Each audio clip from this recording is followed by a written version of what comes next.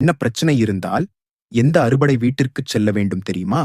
முதலாவதாக உங்களுக்கு திருமணம் நடக்க வேண்டும் என்றாலோ அல்லது கணவன் மனைவி ஒன்று சேர வேண்டும் என்றாலோ நீங்கள் திருப்பரங்கன்றம் செல்ல வேண்டும்.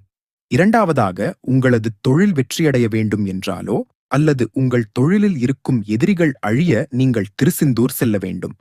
மூன்றாவதாக உங்களுக்கு குழந்தை பாக்கியம் வேண்டும் என்றாலோ உங்கள் உடலில் இருக்கும் நோய்களை சரி செய்ய பழனிக்குச் செல்ல வேண்டும். நான்காவதாக கல்வியில் மேம்பட மற்றும் குழந்தை நன்றாகப் படிக்க நீங்கள் சுவாமி மலைக்குச் சென்று வழிபடலாம். ஐந்தாவதாக உங்களுக்கு குழந்தை பாக்கியம் வேண்டும் என்றாலோ அல்லது நீங்கள் விரும்பும் பெண்ணை திருமணம் செய்ய வேண்டும் என்றாலோ நீங்கள் திருத்தணியை வழிபடலாம்.